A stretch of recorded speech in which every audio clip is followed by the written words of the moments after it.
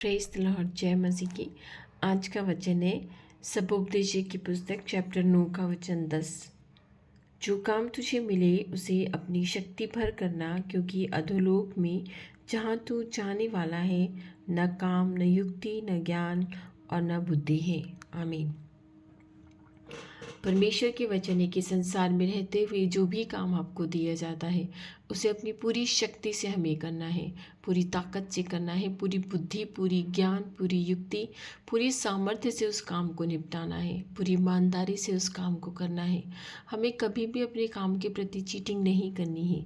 जो भी काम हमें इस पृथ्वी पर रहते हुए मिलता है उसे पूरी ईमानदारी से करना है, क्योंकि यही हमारा भाग है उस परमेश्वर में, उस खुदा में।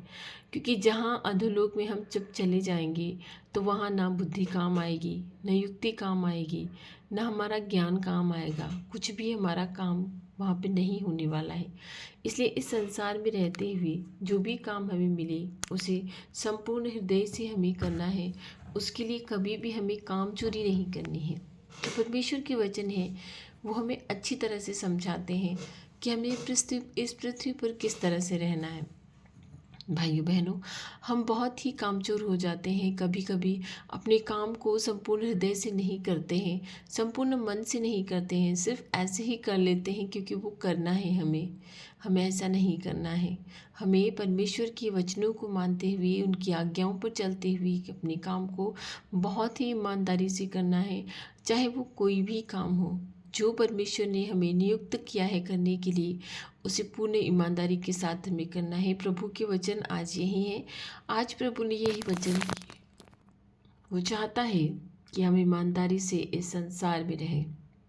जब हम इस संसार से जाएं तो हमारे कामों का लेखा जोखा वो परमेश्वर अच्छी तरह से करने पाए और अपने स्वर्ग राज्य में हमें वो थोड़ी सी जगह भी देने पाए, लेकिन देने पाए, क्योंकि हम आत्माओं को बचा सकते हैं। सुसमाचार का प्रचार करके हम आत्माओं को बचा सकते हैं। हम वो ऐसे मनुष्य हैं जो मूर्ति पूजा करते थे, जो बहुत सारे ऐसे काम करते थे, ऐसे कर्म कांड करते थे जो परमेश्वर हमें मना करते हैं। लेकिन उसने हमें चुनकर अलग कर लिया, उसने हमें भीड़ से बुला लिया, उसने हमें बादशाह से मिलाने का पूरा प्रबंध किया है। उसका अनुग्रह है हम पर, इसीलिए तो हम रोज़ाना बाइबल पढ़ते हैं। उसकी आशीष है हम पर, इसीलिए तो हम हमारे काम कर पाते हैं, चाहे वो किसी भी तरह की कोई भी काम हो। वो खुदा हमसे प्रेम करता है और हमें अपने पास बुलाता है कि हम उसके पास रहें, उसके निज भाग बन के रहें। वो हमसे बहुत प्रेम करता है, वो प्रेमी पिता है। इसलिए एक एक दिन वो हमारे जीवन में जोड़ता है ताकि हम अच्छी तरह से अपना काम करने पाएँ और अच्छी तरह से जीवन के मार्ग पर चलने पाए। आइए हम सब मिलकर उस परमेश्वर से प्रार्थना करते हैं जिन्होंने आज का ये सुंदर दिवस हमें दिखाया है।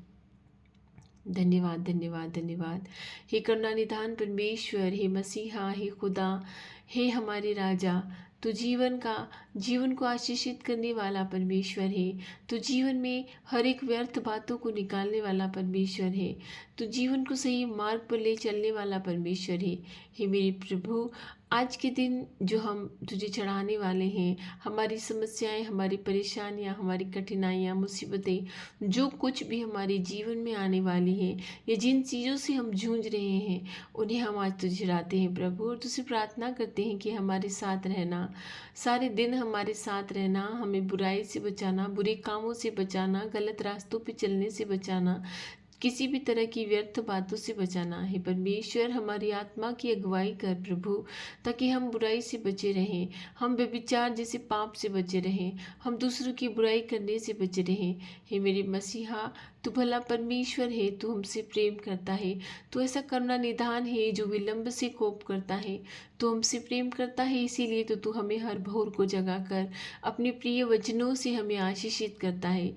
हे मेरे प्रभु, आज के दिन हम प्रार्थना करते हैं सभी बीमार लोगों के लिए, जो इस समय बीमार हैं, जो वेंटिलेटर्स पे हैं, जो आईसीयू में हैं, जिनकी केयर नहीं हो रही है, जो घर पे हैं, जिन्हें दवाई टाइम से नहीं दी जा रही है, जिन्हें अच्छी तरह से नहीं रखा जा रहा है, हे मेरे परमेश्वर उन्हें चंगा कर।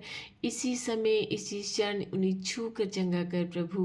तेरे पवित्र नाम से वो चंगे होने पाए, तेरे पवित्र नाम से उनकी शरीर से बीमारियां चली जाए, क्योंकि जहाँ प्रभु यीशु वास करते हैं, जहाँ प्रभु यीशु निवास करते हैं, प्रभु का नाम निवास करता है, उस हृदय में, उस शरीर में बीमारी नहीं रह सकती। हे मेरे भले परमेश्वर, हे मेरे मसीहा, जो तुझसे अच्छी नौकरी के लिए प्रार्थना करते हैं, हे मेरे परमेश्वर उनकी प्रार्थनाओं को सुन।